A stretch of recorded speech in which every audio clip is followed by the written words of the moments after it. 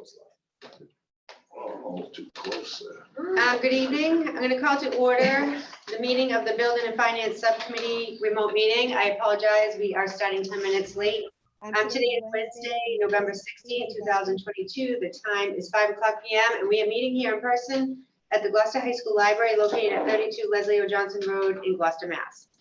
Consistent with Chapter 107 of the Acts of 2022, this meeting will be conducted by remote participation. The public may not physically attend this meeting, but every effort will be made to allow the public to view and listen to this meeting in real time and participate when necessary. Additionally, all votes taken by the Gloucester School Committee's Building and Finance Subcommittee during this and future meetings will be by roll call vote. At this meeting, there is no public comment, therefore instructions on how to speak to the subcommittee virtually are not issued.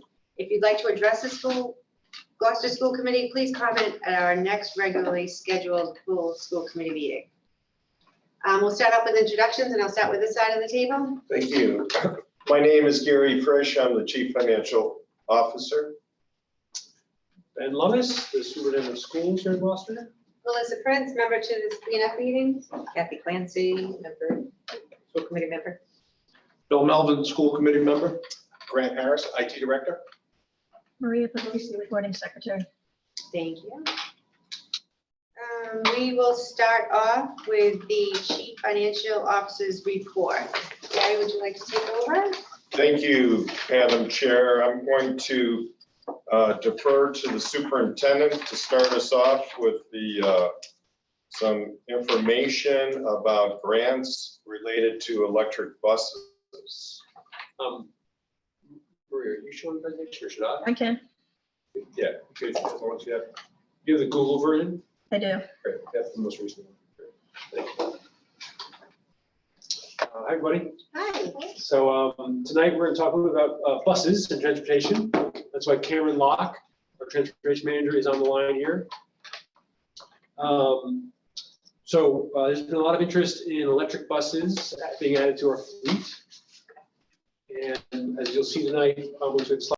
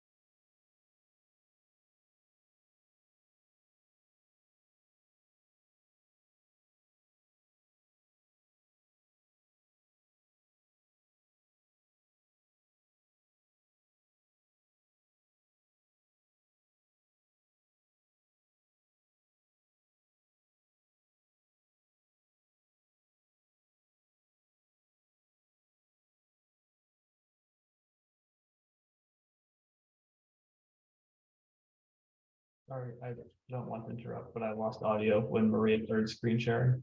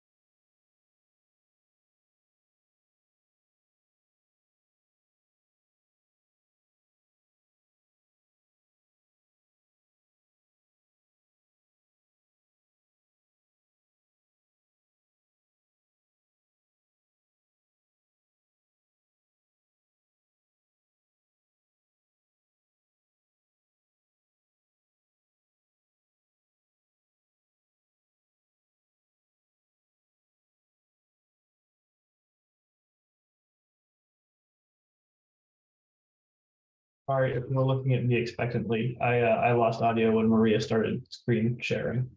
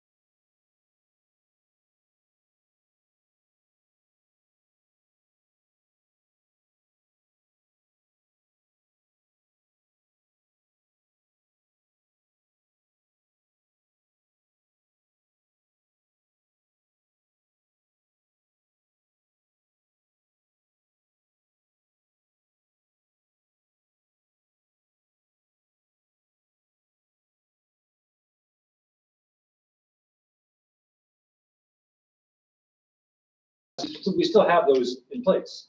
We have a mechanic, we work on our buses, even though they're leased. And so, I want to be also, before I let Cameron speak here, this is a limited number of buses. This is, 2, 3, maybe 6, so one portion of our fleet. Okay.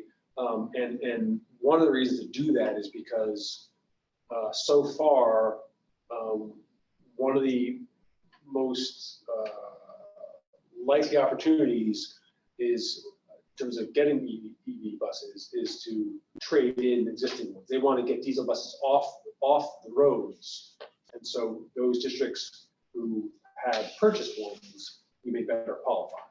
So, but Cameron, can you just speak to the fact that we currently have a mechanic on board and have for a number of years, and also, can we do repairs, not inside, but Cameron, can you speak to that? Yeah, sorry, I lost audio for the entire time that Maria was screen sharing, but yes, we do have a mechanic. Oh, sorry, I was hardware muted. Yes, we do have a mechanic.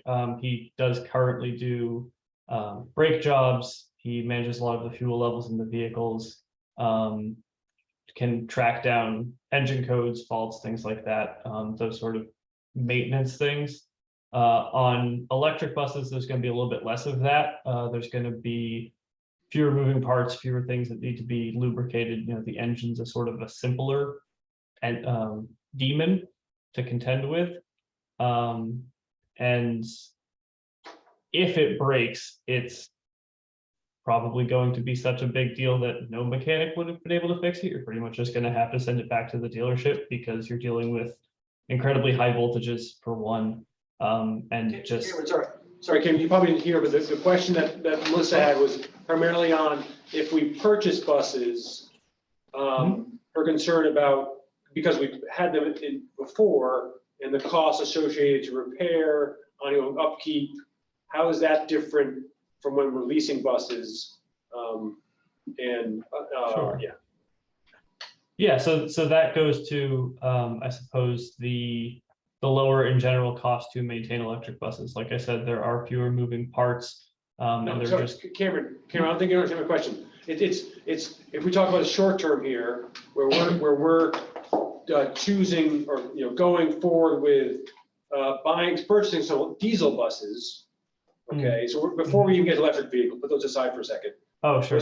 Melissa's concern is if we're purchasing some diesel buses, the costs associated with and trouble and upkeep of upkeeping those. I see. Because now if they're under the lease, we do some of the repairs, but anything major, I assume, is handled by the leasing agent, right? That's correct. Yeah. Yeah.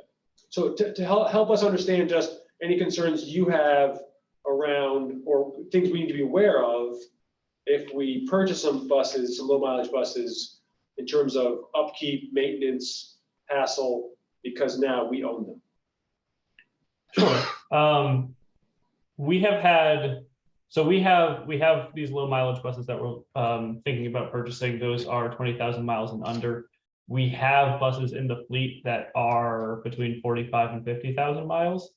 And those buses have not had really any maintenance issues that were so significant that we needed to send them back to the dealership.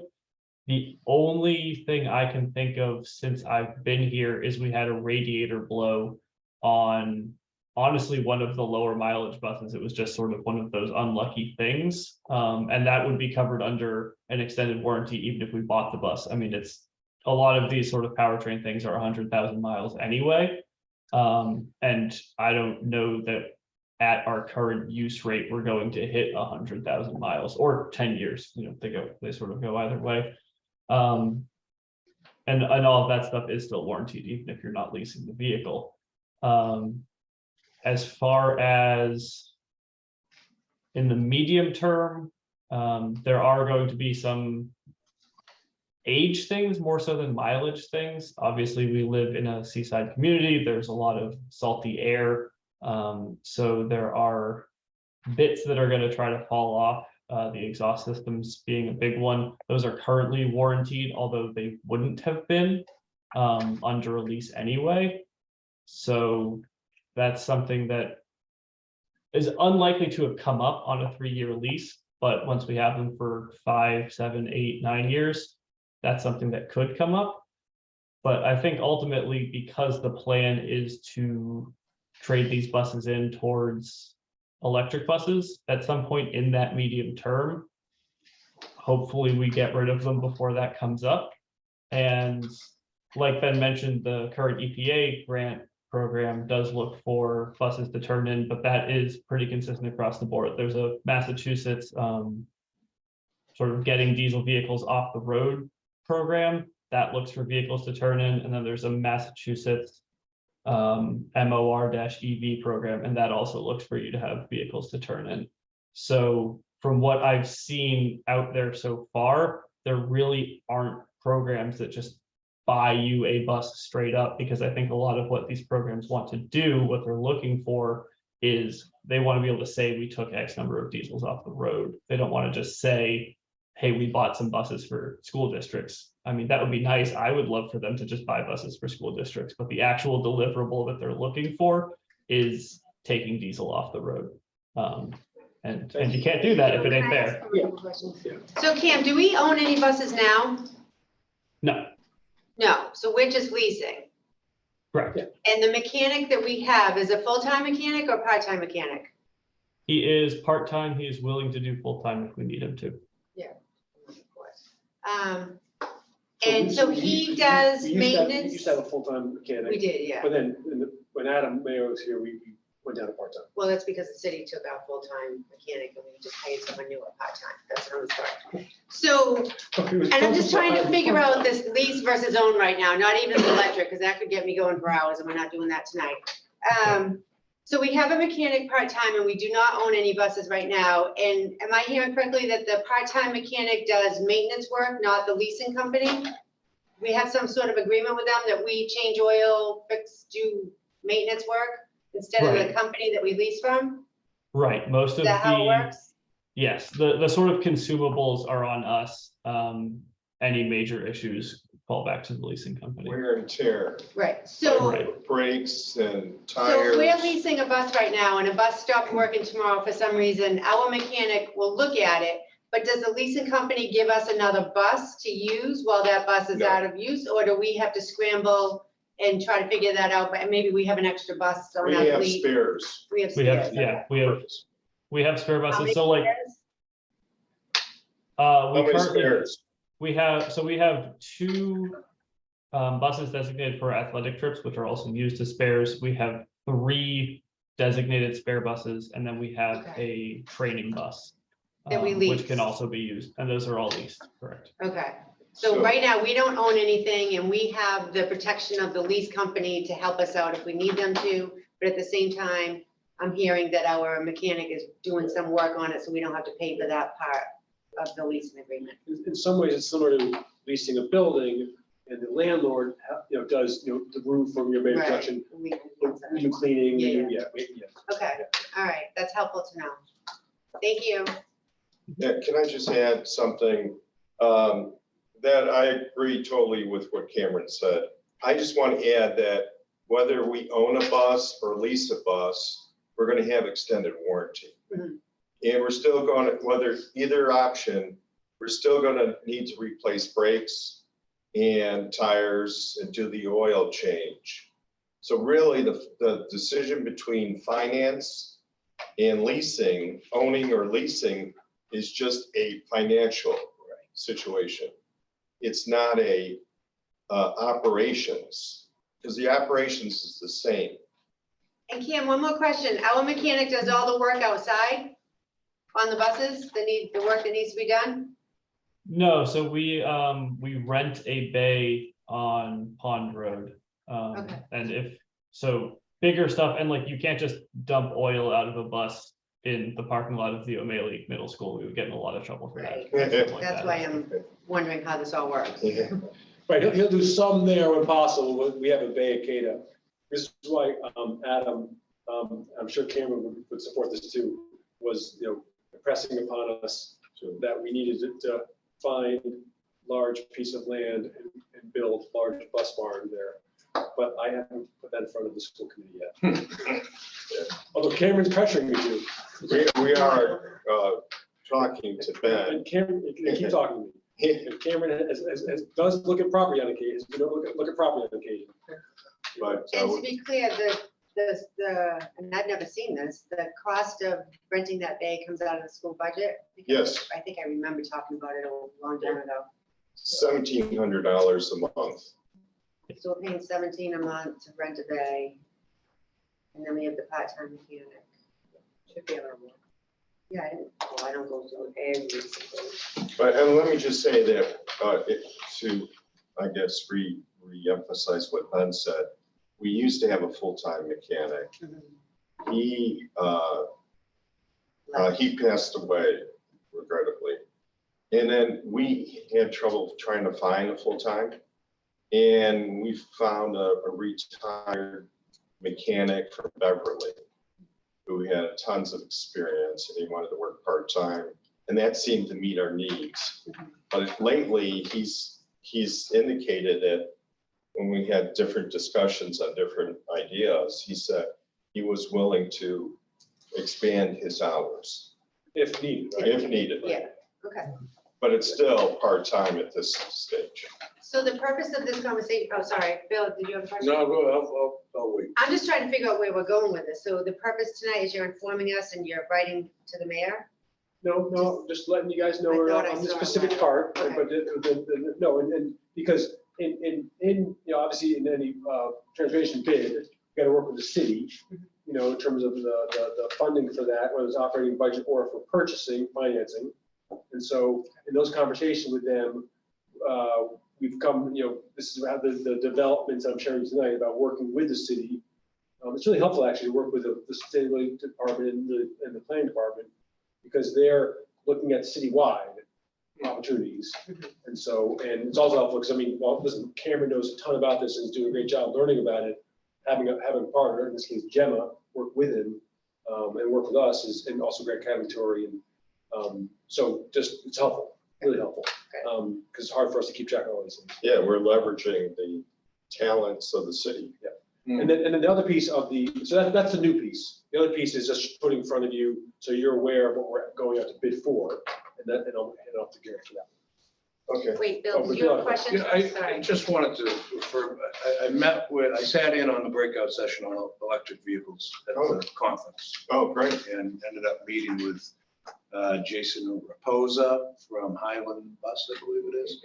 I had a lot of the same questions that we're bringing up here, like how do we secure the infrastructure for charging the buses?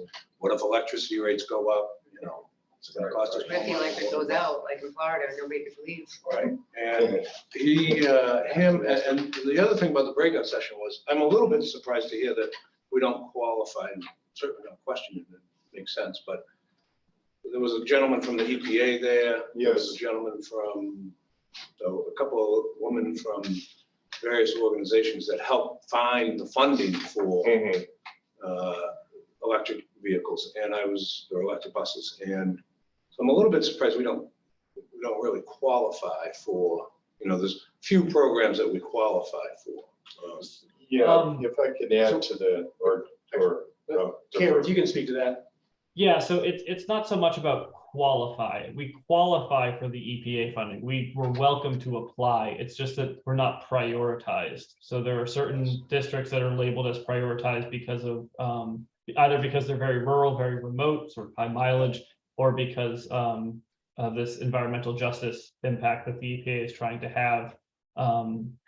So there are 24 prioritized districts in Massachusetts.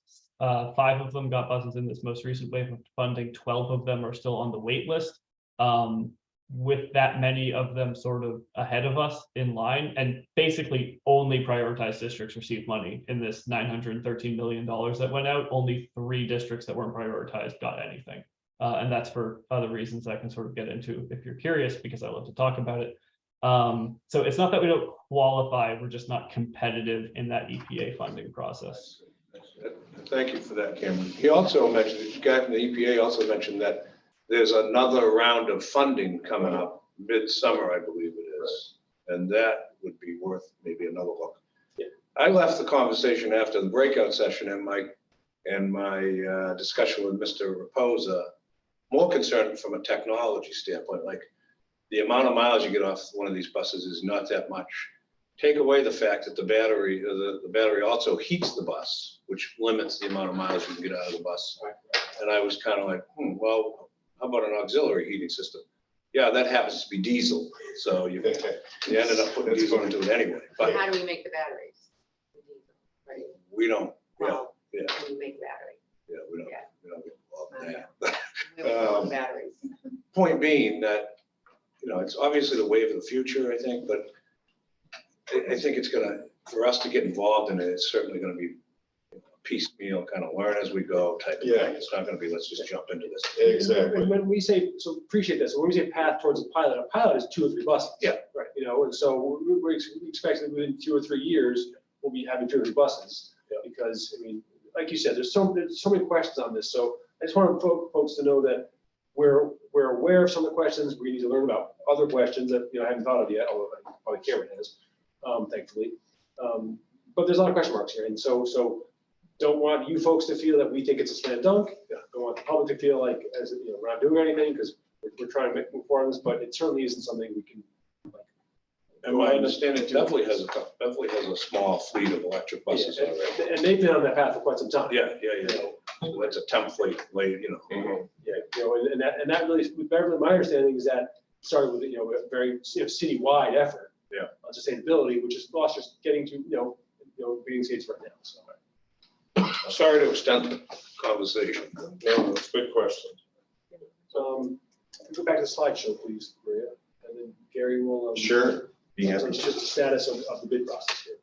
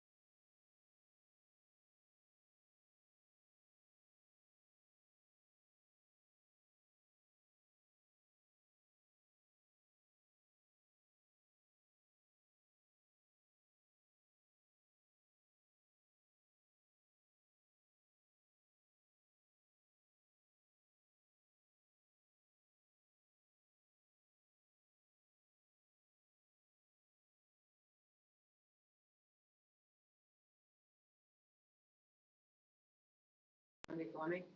Yeah. I talk a lot. I'll go second. You sure? Yeah. I'm happy to let you go first. I appreciate that. Well, well said. So I'm sitting here a little apprehensive about buying buses. And I get what we're trying to do. I understand that to qualify down the road to hopefully be part of a grant to buy a $400,000 bus, we have to spend this money. Yeah. I guess my hesitancy Okay. is that we're buying buses that are 5 years old, which is okay. That's not enough Well, bus. we didn't determine that. Oh, I thought you said they were 5 years old. I'm sorry. I thought I just, heard that. when I said 5 years old, I said that's what the EPA wants. I see didn't that. say we were going to request 5-year-old buses. Okay. So If we buy 2 or 3-year-old buses, then. then by the time they come, okay, so we're buying younger buses. Yeah, low mileage. Low mileage buses under 20,000, maybe that you said? That's what ours are. That's what I was. That's what ours are. And so we'll have to see what these ones are. We need to have further, I need to have further dialogue with our team, Lori, the director, and Cameron to strategize on the used buses.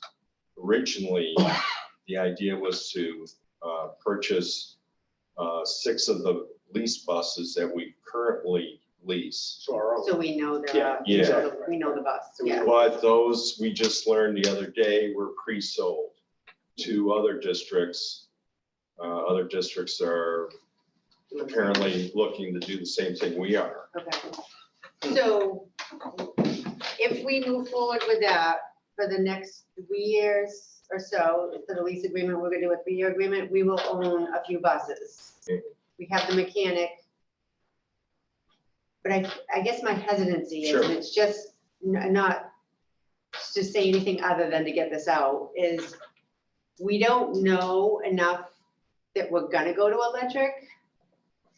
That the steps we're taking is just making me a little apprehensive, that's all. I'm not saying I don't support it, I understand why we're doing this and what we're doing, I'm just someone that hasn't been sold on the whole electric thing because of the price, right? And that's something we can learn together. So So I guess without having a committee discussion, should we go electric or not, this is kind of Yeah. pushing that right now. So I guess I'm just apprehensive and I just needed to put that out there for some reason, but I'll let Bill ask more questions. Because Sure. I just don't see this as a slam dunk. Yes, we're going to electric.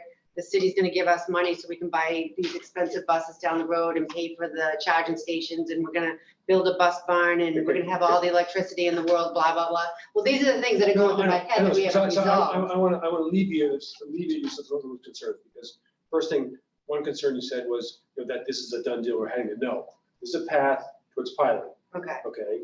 And so the path may actually not lead to a pilot. It may dead end at some point. And okay, we don't do that, we can't know that part until we do this. until we do this. Okay. And the other piece is that pilot, once you have the pilot, we may realize, say we pilot 2 or 3 buses, for 3 or 4 years, okay? We might decide, that's fine, just those. Or we might decide at that point, because the landscape has changed, that we're all in, right? Or even some other version of that. So that's one piece, like, we're so far from, like, Okay. we're all in. That's like, helpful to Yeah, know. we're very far. Well, you came out, you introduced yourself, the district is in favor of going to electric buses or supports that, and I'm like, okay, wait a minute, we didn't have this discussion yet. Introducing them over Okay. a number of years, okay, so I Yeah. should reiterate that. No, introducing them, and the other piece is that the purchasing these, if we are able to purchase some older buses, some, low mileage buses, okay? That doesn't commit us to those buses for the next 10, 15 years until the wheels fall off and the rock, right? Right. Okay, that allows us, after 2 or 3 years, to either sell them, or if when the new lease expires, we may go back to all these buses. So this is, again, isn't tying us to some long-term Okay. path of this or else. Very helpful, thank you. And I just want to add just a little bit. I totally agree with everything he said. Actually, owning the bus gives us more flexibility than leasing it. Because leasing, just as a car lease, you're committed to 36 payments. You can't turn it in early. You're still obligated. And the used bus or any kind of purchase of a bus, you can sell on the market anytime and not be committed to further payments. Yeah, no, I understand, like I said, we used to own our buses. Yeah. That wasn't that long ago. So I'm just, I just feel like we're going a little bit backwards, but I understand what the path we're on, so that's just my concern, that's all. Sure. So thank you for that. Yeah. Bill? My only closing statement on it would be that, coming from the manufacturing technology world, is that there's competing technologies for stuff like this now. You know, as you said, propane, electricity, electric buses, propane. Who knows, who's gonna win out in the end? Right. The only thing that does kind of interest me, it was kind of talked about at the breakout session, was the variation of models available, like with regards to size of bus, how many kids can go on a bus, and have we kind of said, wait, are we utilizing the buses as best we can? Are we using a bus that's too big, only picking up 10 kids over in West Gloucester or something, And could we look at, are there areas that we could maybe go to a smaller bus or to a mini We bus? want more kids on the bus. Believe me, I'm all about that. So, Just, it's just a thought.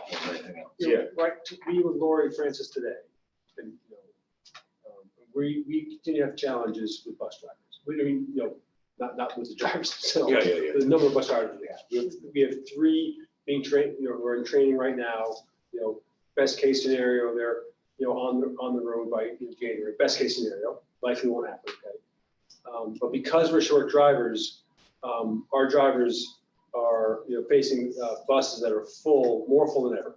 More full than we can reasonably move, right? And so, whereas, in the past, and especially the last couple of years, because COVID reduced some bus riding, okay? I think we're, just, some buses weren't that full. Yeah. Okay, say that plainly. Right now, we're not that concerned. Yeah. We might have the other concern, so, but I think it makes sense, we don't want buses that are, a third full. But it sounds to me, from you know more about us than I do, that there may be coming up with different options. Because right now, we've got sort of 2 sides, 77 and 42, right? Yeah, right. So it sounds, at least on the electric side, that there's different, I think you said there's 24 models. Now, whether that means there's 24 sizes, I doubt that very much, but somewhere in there, there's a range of sizes. Well, to answer your question in another way is to say, you're right. We can, do further research. Once we get eligible for the grant and chose it, the next step is, what configuration is the best? So those are questions that we need to discuss, analyze, and do further research upon our needs. But I will also add what Ben just said, and that is flexibility of having a little larger than we need is also good. Yeah, good point. So I'll just make one point. It sounds to me like this is the course of action that gives us the most opportunity to kind of move along as the industry moves along and be ready to take advantage of it, but also protected by knowing, we're planning our leases the same way we would have been planning them anyway. And by buying some used buses, it just provides another option down the road that we would not have if we didn't have some that we. Yeah, I would say yes. So it's a cautious approach. Yeah, Yeah. we, as Ben said, we're going at this slowly. Because there's a lot of unanswered questions that we just don't know at this point. And the worst thing to do is go full bore into this. We want to go slowly and do it right. If we do it at all. If we do it at all. Do we need a motion to recommend this to the Do you need a committee? motion? Do we need a motion or, Yes. because it has to You go do. before committee, does this have to go before the full committee too, right? I do not know. I would, it doesn't hurt to just have action on this, that we know that you support this.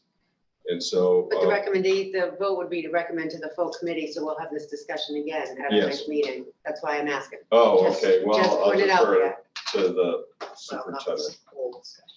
Well, That's why we had you don't subcommittee. think this is gonna bring up a big discussion?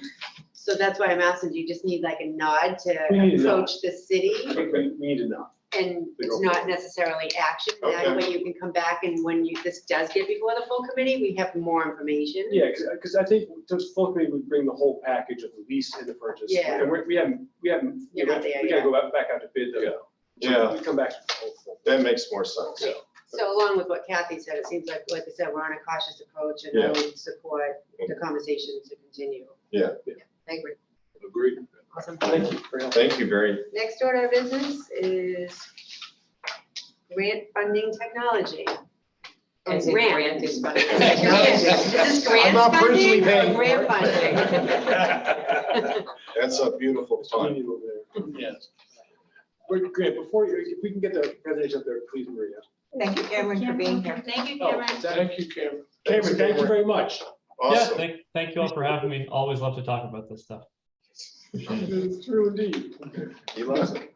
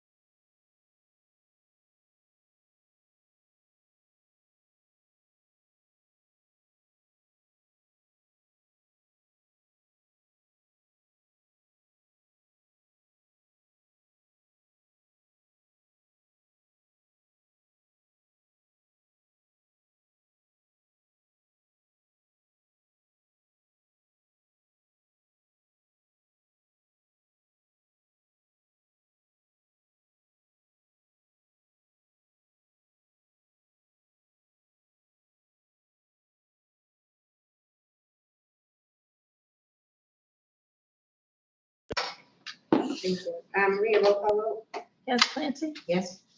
Mr. Melvin, Yes. and Ms. Prince. Yes. Thank you, Grant. You're For welcome. coming tonight. Thank you, Grant. I am free. You're free to go. Okay, thank you. Thank you. Thanks, Fran. You're most welcome. Okay, next order of business is the budget fiscal year 24. Wow, timeline and guidelines. Yeah, if you can, Maria, return us back to the slideshow.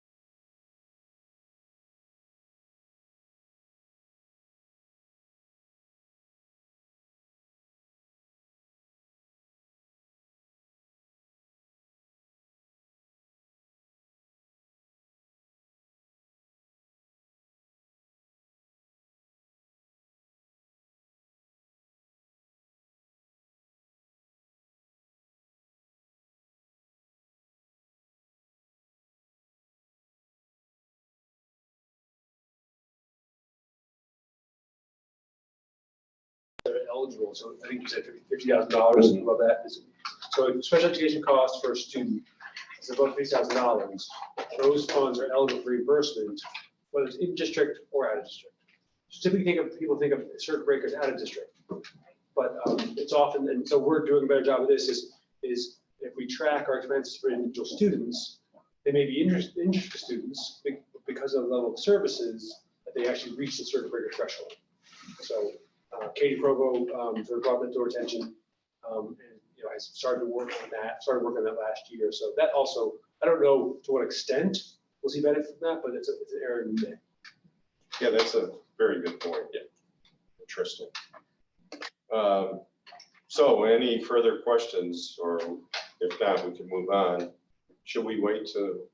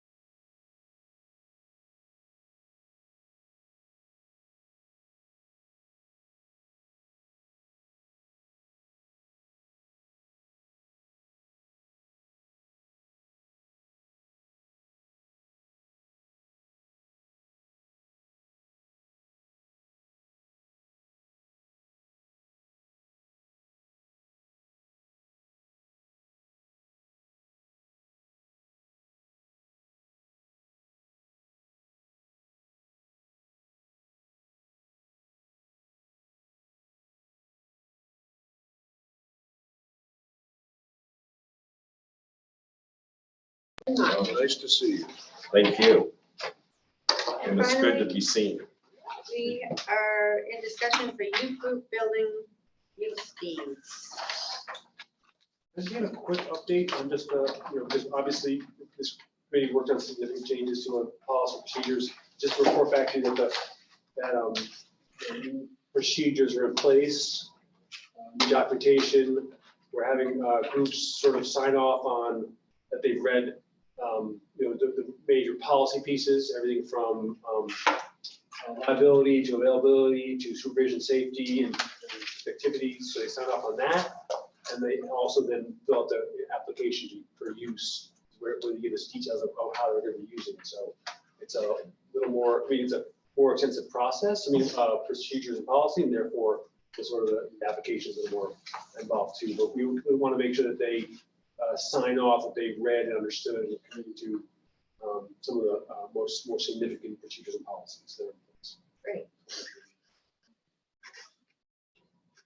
So this was referred back for us to have a discussion on youth group fees to make sure that they're consistent and not overwhelming based on the hourly rate. Because I think there's been circumstances where that might have happened. And instead of having every youth group apply for that special review to see if they are eligible for a reduction in rate, knowing there's not that many youth groups, maybe we can have that discussion ahead of time and resolve that issue ahead of time instead of asking people to ask for help if they can't afford the bill that they get. Because that's what we're seeing already, just in a mild way. Yeah, I think just. I think there's work to be done on this. I think we've seen it in one situation. In one, because it's only been in place for a month.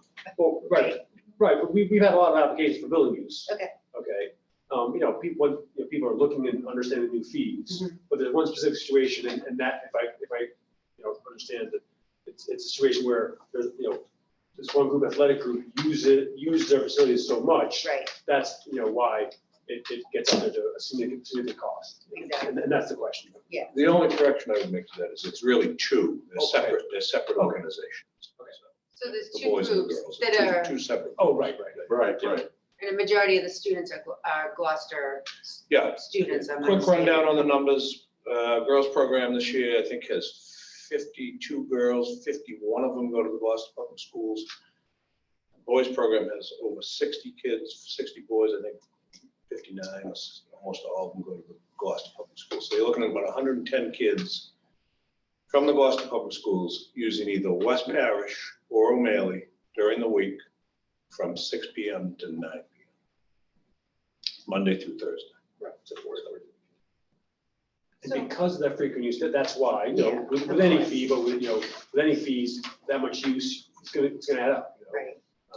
It's going to add up. But that's I think that's a question for the committee, because it's when you have a situation like that, when you're using so extensively, that it adds up, what do you want to do What's the in recourse? this situation?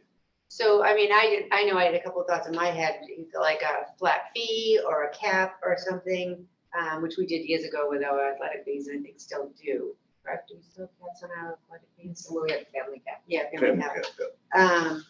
So I'm just wondering if we can refer this back to the district to look into a few situations and see if you can recommend maybe a different, not process, but a different protocol for the youth groups, especially where they're 99.9% Gloucester students that we don't charge usually to use our facilities. It'd be helpful, a little more conversation among the members to just, guidance. I will try to give my thoughts on it. I think, I don't think we expected that some of these groups would have such a huge increase in what they were paying. That was really not the intent of setting new rates for, I think, our local, heavy use people, right? I think we're just trying to say if somebody is, renting our gyms for the weekend for competition, what should it be? Because that's a one-time thing and it's not. So I think what I would like is some some parameters on kind of existing groups that have been using it for a long time, and to have it not go up beyond X percent, like I would think 10% at the most, even just knowing what they paid historically. I just don't see that any group can handle 25, 30, or whatever percent it is. As long as their use is, consistent with what they've done. So, the simpler way could be to grandfather, but that's not, that doesn't help you going forward if some other group comes in. So I think there have to, as Melissa said, maybe some cap of no more than 10% more than the prior year for continual, for renewal of similar use, right? Something like that. And that way you can get a fee as opposed to having to worry about, if they reduce their time, obviously they can reduce their costs, but if they increase their time, I'm not sure, having it for another week of nights, in addition to whatever would be significant enough to warrant a huge increase. So that's kind of where I would like to see it, that these groups who really do provide, our schools provide the place for these kids to have this opportunity. And we want them to. This is, we don't need them having to go to, looking at the Y program when we can have a local town program that builds community and builds friendships and keeps the volunteers engaged and the whole thing. There's just so many benefits to having these be in an affordable and to have people encouraged to have kids encouraged to be in our schools, in their schools at night, which is kind of cool because it's their school.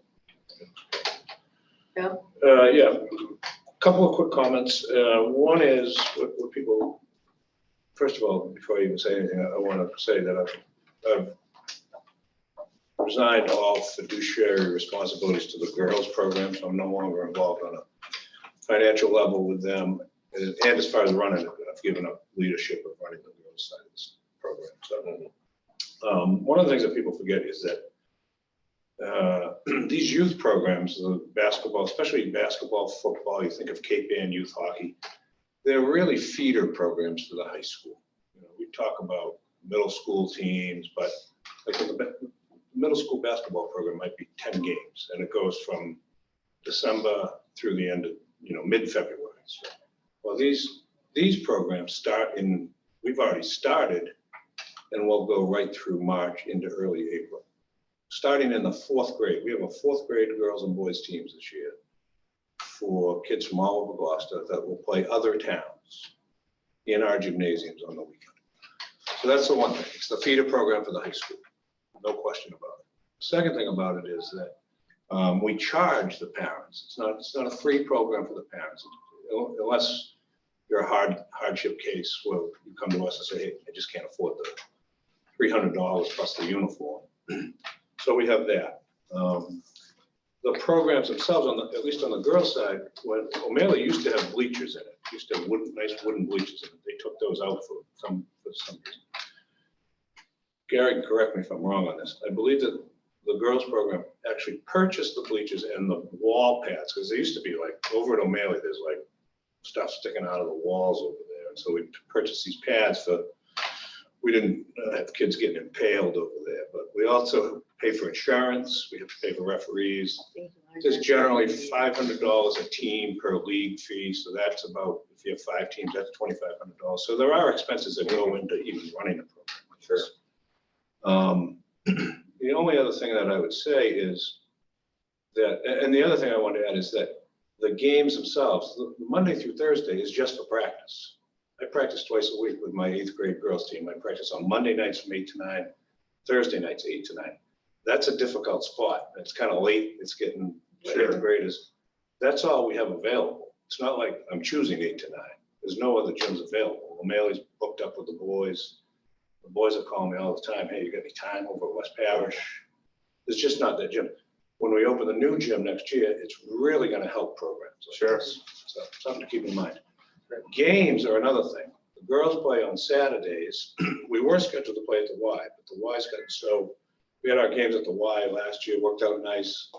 But now the Y is getting so busy that they're like, we can only give you a certain amount of time. So we've said, okay, we'll go back to O'Malley where we ran the program for years. We'll play our games on Saturdays at O'Malley. Well, there's a cost to that because all of a sudden you're introducing janitors who wouldn't normally be working. The school's completely closed down. You're paying the janitors Right. time and a half, which is fine. It's not a problem. It's just, that's the reality of it. Boys play their games on Sunday afternoons here at the high school. Very limited time here at the high school even available. It's kind of their spot. They play late Sunday afternoons here at the high school. They have either 5 or 6 teams this year. We have 5 teams. So a lot of moving parts, a lot of financial pieces to the puzzle. And we don't want to price, basket. And the last thing I'd say about it is they're really the only 2 programs that use the schools extensively. Girl Scouts are in there one night a week, 2 nights a week. Right. It's a, different time. Yeah. It's the only thing we can do. It's the only courts available is inside the school, so we have to be there. And we don't want to price kids out of, especially basketball. Basketball is kind of known as for lack of a better term, a poor man's sport. Really what do you need is a pair of sneakers and that's it. That's it. A pair of shorts. So we try to really make it available to all kids. We've never turned a kid away. We're capable of handling a kid that might need some financial help with it. So I totally am on board with the flat fee or a cap of some sort. I can see the youth organizations, if someone that used to be in charge of girls basketball, if the school came to me and said, hey, how about we do a flat fee or we cap it at $3,000, Billy, would you be all right with that? I would say, yeah, that's a good deal for us. And I'm sure the boys would say the same thing. For them to get a bill for $9,000 and say, that's a big chunk of money. And that's probably would price, the structure of the program would have to change at that type of rate. If we had to write a check for $9,000, someone would have to give. We'd either have to raise our costs or something would have to change. Last thing I'll say on it is the quality of the facility. Like I've played in every gym on the North Shore here. Right. O'Malley's it's an older school. The gym is not in the best shape. It is what it is. It's fine for youth basketball programs. West Parish, on the other hand, is a beautiful facility. Right. It's just that we can't host games there because it's not wide enough. There's no room for people to come and watch the game. But the charge at O'Malley is higher than West Parish. We charge, I think it's $50 an hour for O'Malley versus $30 an hour for West Parish. We should fix that, yeah. So, Well, But you can have spectators of O'Malley, right? you can, and we do. So I think that's like, Yeah, it's a wash. Yeah, it's not, I'm just pointing it out that no, we're just trying to think in terms, because like that's actually a really big benefit of O'Malley, right? it's a big benefit. Yeah. We can host games there. Right, Right. Yeah. So bottom line is I'm totally willing to talk offline about it. I think for the youth organizations, their request would be, yes, let's look at some sort of flat fee or some sort of cap on it. And go from there. Again, they use the facilities more than anybody else. There's nobody else that uses the facilities like that. There's the other youth organizations that use the fields. There's the youth football, Fisherman Youth Football that uses the football field pretty much all day on Sunday. Don't know what that charge is, or the cheerleaders goes on with that. AAU softball, baseball programs use the baseball field, softball field. Again, that's out of our control. That's on the city side, but as far as school use, about 120 kids, Gloucester public school kids, using the gyms Monday through Friday, 6 to 9, way past my bedtime to get these programs the practice they need to be competitive on the weekends inside the schools. And I just have one more thing to say on the fees. Yes. For particular, as it relates to what my intent was to update it for kind of, kind of non-youth groups that were coming to use it, not necessarily to change the structure of what we're currently doing in terms of the financial impact. So that's very helpful. Can I give you some more, I take another takeaway though, before you wrap this up? Yeah. So I think it will be interesting. I mean, I'm hearing Bill say, and I think, Bill, you should just note for the record, if you haven't already, that you have no financial interest in any of this conversation. Yeah, That you're she heavily said involved, that. right? Just to make sure for the public Yeah, that's yeah, I watching. said that. But I'm hearing all this use of our gyms, but I'm not seeing all this revenue coming in. So I'm curious to know, is there a schedule online, Maria, to see when our gyms are being used and what times? Because I struggle to understand why the girls are playing 8 to 9 at night. I mean, how many people are in our schools? Well, I think the KPLY, with regards to West Parish, I think the Y runs a program out of that after-school program. Yeah, it goes until Six. 5-ish, I think yeah, six. either 5 or 6. Yeah, I Right, so think you're it- saying every night from 6 to 9, all our facilities are being used? I'm saying West Parish is used, Just West Parish? Yeah. because again, I don't, boys, I'm assuming the same, but because they get just as many teams as we do. I'm assuming that's. So I was just trying to figure out like what the schedule was, and I think it would be helpful maybe for you to have a conversation with the city and find out what they're doing with fields too, because one goes in with the other, right? I mean, renting fields as a youth group, right? Even though we don't have control over that, it would be interesting to see what their fees are. Oh, we can look at it. And if they We can have see any it. caps and Yeah, things yeah. like that. So that we can kind of be consistent, because I think that was the goal from the beginning when we started discussing these fees, is to be consistent with groups and competitive in our own way with non-community groups. Got it, bring it back in December. We'll work with, we'll bring it back to you in December, sorry. Probably keep, maybe through Melissa, you informed, just because obviously, basketball is already happening, okay? And so, but, won't charge them until this is settled. So it's figured out, Yeah, so, I'm thinking of, the Sawyer Awards. Yeah. Yeah, me too. Motion to adjourn? Second. Roll call vote so we can get to the Sawyer Medal Awards? Nancy? Yes. Mr. Melvin? Yes, And Ms. Prince? Yes. Thank you all. thank Thank you, Maria. Thank you. Thank you, Gary and Ben. Thank you very much, Maria. We're done.